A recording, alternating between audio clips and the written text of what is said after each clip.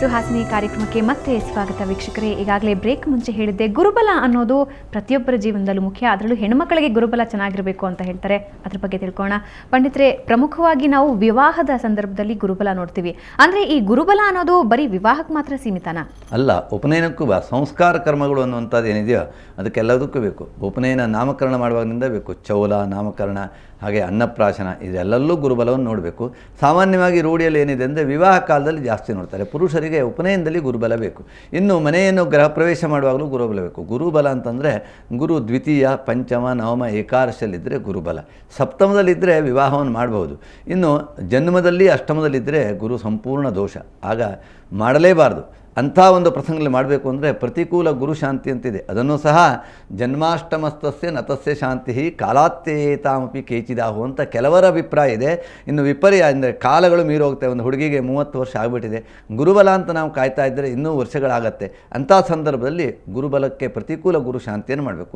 ಹುಡುಗನಿಗೆ ಒಂದು 14 ವರ್ಷ ಮೀರೋಗಿದೆ ಉಪನಯನಕ್ಕೆ, ಆಗ ಅನಿವಾರ್ಯತೆಯನ್ನು ಮಾಡಬೇಕು ಅಂತಾದರೆ ಗುರುಬಲ ಇಲ್ಲದೇ ಇದ್ದರೆ ಪ್ರತಿಕೂಲ ಗುರು ಶಾಂತಿ ಮಾಡಬೇಕು. ಗುರು ಇರಬೇಕು.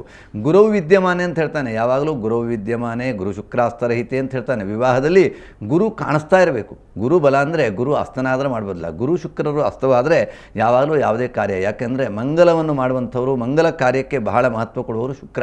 ಆದ್ದರಿಂದ ವಿವಾಹದಲ್ಲಿ ಶುಕ್ರಾಸ್ತ ದೋಷ, ಶುಕ್ರಾಸ್ತ ಇದ್ದರೆ ಮಾಡಲಿಕ್ಕೆ ಬರೋದಿಲ್ಲ.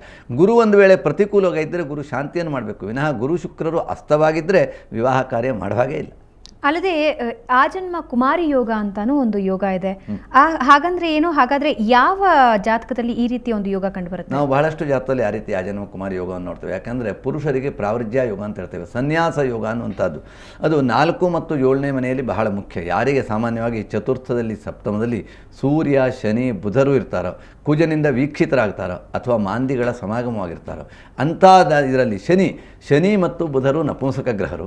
ಹಾಗೆ ಅದರ ಜೊತೆಗೆ ರವಿ ಮತ್ತು ಬುಧನು ಕೂಡ್ಕೊಂಡಿದ್ದರೆ, ರವಿ ಬುಧ ಶನಿಗಳು ಕೂಡ್ಕೊಂಡಿದ್ದರೆ, ಅದರ ಮೇಲೆ ಶುಭಗ್ರಹಗಳ ದೃಷ್ಟಿ ಇಲ್ಲದೇ ಇದ್ದರೆ ಚತುರ್ಥ ಸಪ್ತಮದಲ್ಲಿ ಆಜನ್ಮ ಕುಮಾರಿ ಯೋಗ ಬರ್ತದೆ. ಇನ್ನು ಕೆಲವೊಂದು ಅಪವಾದಗಳಿದೆ. ಆ ನವಾಂಶ, ತ್ರಿವಂಶಾಂಶ, ದ್ರೇಕಾಣ ಇತ್ಯಾದಿಗಳೆಲ್ಲ ಇದೆ.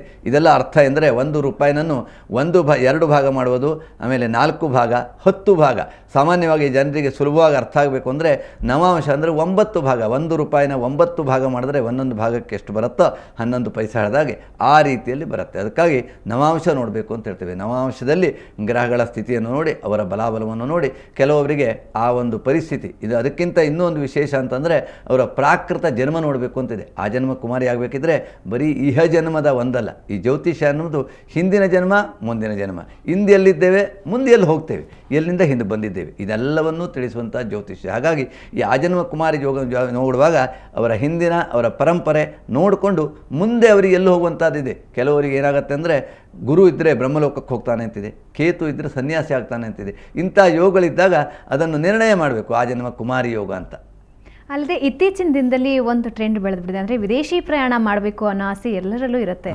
ಮಹಿಳೆಯರಲ್ಲಿ ವಿದೇಶಿ ಪ್ರಯಾಣದ ಒಂದು ಭಾಗ್ಯ ಇದೆ ಅಂತಾದರೆ ಅದು ಯಾವ ರೀತಿ? ಖಂಡಿತ ಇದು ಬಹಳ ಅತ್ಯವಶ್ಯಕವಾದ ವಿಚಾರಗಳು. ಯಾಕಂದರೆ ಪ್ರತಿಯೊಬ್ಬರು ಮಕ್ಕಳು ಹುಟ್ಟಿದ್ಕೊಳ್ಳೆ ತಾಯಿ ಮಕ್ಕಳು, ತಂದೆ ಮಕ್ಕಳು ಆಲೋಚನೆ ಮಾಡೋದೇ ನಮ್ಮ ಮಕ್ಕಳು ನಮ್ಮ ದೇಶ ಬಿಟ್ಟು ವಿದೇಶಿ ಆಗಬೇಕು, ನಾವು ಊರಲ್ಲಿ ಪರದೇಶಿ ಆಗಬೇಕು ಅಂತ ಬಯಸ್ತಾರೆ. ಯಾಕಂದರೆ ಮಕ್ಕಳನ್ನು ವಿದೇಶಕ್ಕೆ ಕಳಿಸಿದ ಮೇಲೆ ಇಲ್ಲಿ ಇರುವವರು ಪರದೇಶಿ ಆಗೋದೆ.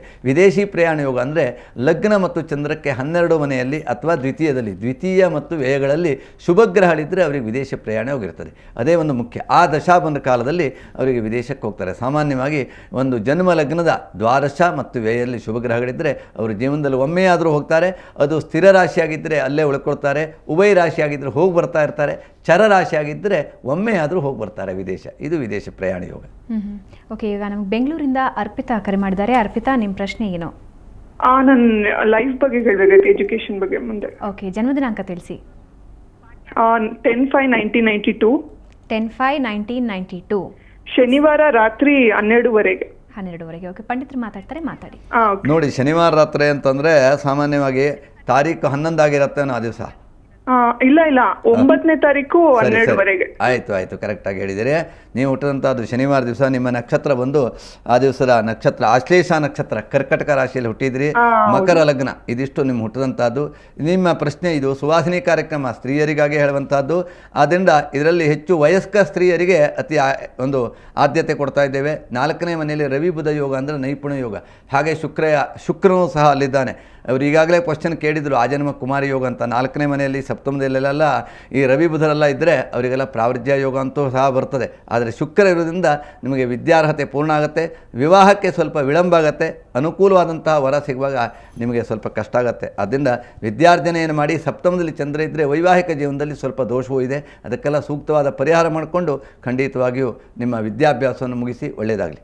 ಈಗ ಬೆಂಗಳೂರಿಂದ ಭಾಗ್ಯ ಕಾಲ್ ಮಾಡಿದ್ದಾರೆ. ಭಾಗ್ಯ, ನಿಮ್ಮ ಪ್ರಶ್ನೆ ಏನು? ಹಲೋ, ಹೇಳಿ ಭಾಗ್ಯ. ಅಲ್ಲ ಸರ್, ನಮ್ಮ ಬಗ್ಗೆ ಕೇಳಬೇಕಾಗಿತ್ತು. ಓಕೆ, ನಿಮ್ಮ ಜನ್ಮದಿನಾಂಕ ತಿಳಿಸ್ಕೊಡಿ.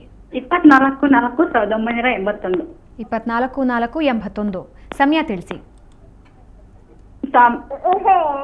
ಭಾಗ್ಯ, ಟಿವಿ ನೋಡೋದನ್ನ ಬಿಟ್ಟು ಇಲ್ಲಿ ಮಾತಾಡಿ, ಇಲ್ಲಾಂದ್ರೆ ಕಾಲ್ ಕಟ್ ಆಗುತ್ತೆ. ಸರಿ ಮೇಡಮ್. 12:45ಕ್ಕೆ. ರಾತ್ರಿನಾ ಅಥವಾ ಬೆಳಗ್ಗೆನಾ, ಮಧ್ಯಾಹ್ನನಾ? ಮಧ್ಯಾಹ್ನ. ಓಕೆ, ಪಂಡಿತರು ಮಾತಾಡ್ತಾರೆ, ಮಾತಾಡಿ. ನೋಡಿ, ನೀವು ಟಿವಿಯನ್ನು ಸಣ್ಣ ಮಾಡ್ಕೊಳ್ಳಿ. ನೀವು ಹೇಳೋದು ನಮಗೆ ಕೇಳೋದಿಲ್ಲ, ನಾವು ಹೇಳೋದು ನಿಮಗೆ ಅರ್ಥ ಆಗೋದಿಲ್ಲ. ಮಾಡಿದ್ದೀವಿ ಗುರುಜಿ. ಸರಿ, ಈಗಾಗಲೇ 30 ವರ್ಷ ಆಗಿದೆ. ಶುಕ್ರವಾರ ದಿವಸ ಹುಟ್ಟಿದ್ದೀರಿ. ಒಂದು ಮಗು ಇದೆಯಾ ನಿಮಗೆ? ಮೂಲ ನಕ್ಷತ್ರ, ಧನು ರಾಶಿ, ಪಂಚಮಿ, ಕೃಷ್ಣ ಪಕ್ಷ, ಕರ್ಕಲಗ್ನ. ನಿಮ್ಮ ಸಮಸ್ಯೆ ಏನಮ್ಮ? ಕೇಳ್ತಾ ಇದೆಯಾ? ಇವಾಗ ಹೇಗಿದ್ದೀವಿ? ಹಾಂ, ಮುಂದೆ ಹೆಂಗೆ ನಮ್ಗೆ ಇದು? ನೋಡಿ, ಜಾತಕದ ಪ್ರಕಾರ ನಿಮ್ಮ ಜಾತಕದಲ್ಲಿ ಸ್ವಲ್ಪ ಸಮಸ್ಯೆಗಳೇ ಇದೆ. ಬುಧ, ಕುಜ, ರವಿ, ಶುಕ್ರ. ನಾನೀಗಾಗಲೇ ಹೇಳ್ತಾ ಇದ್ದೆ ಪ್ರಾವೃಜ್ಯ ಯೋಗ. ಹಾಗೆ ಮದುವೆಯಾಗಿಯೂ ಸನ್ಯಾಸ ಆಗೋ ಯೋಗ ಬೇರೆ, ಮದುವೆ ಆಗದೆ ಸನ್ಯಾಸ ಯೋಗ ಆಗುವಂಥ ಯೋಗ ಬೇರೆ. ಚತುರ್ಥ ಸ್ಥಾನವನ್ನು ಈ ಗ್ರಹಗಳೆಲ್ಲ ನೋಡಿದ್ರೆ ವೈವಾಹಿಕ ಜೀವನ ಸುಖಮಯವಾಗಿರೋದಿಲ್ಲ, ಸ್ವಲ್ಪ ಮಟ್ಟಿಗೆ ದೋಷ ಇದೆ.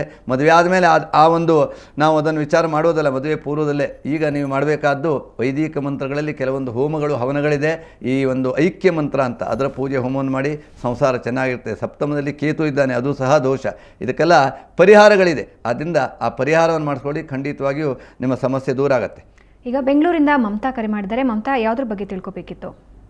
ಮೇಡಮ್, ನನ್ನ ಬಗ್ಗೆ ನಾನು ತಿಳ್ಕೊಬೇಕು. ಓಕೆ, ಡೇಟ್ ಆಫ್ ಬರ್ತ್ ಹೇಳಿ. 7/2/91.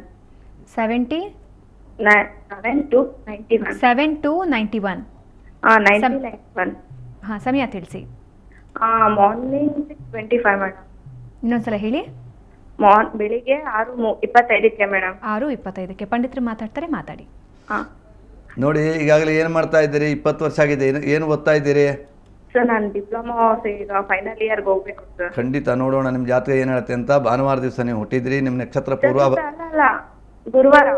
ನೋಡಿ, ನೀವು ಹೇಳಿದಂಥ ತಾರೀಕುಗಳೇ ತಪ್ಪಾಗಿ ಹೇಳ್ತಾ ಇದ್ದೀರಲ್ಲ. ನಿಮ್ಮ ಭವಿಷ್ಯ ಕೇಳುವಂಥ ನೀವೇ ಹಿಂಗೆ ತಪ್ಪು ಹೇಳಿದ್ರೆ ಹೇಗೆ?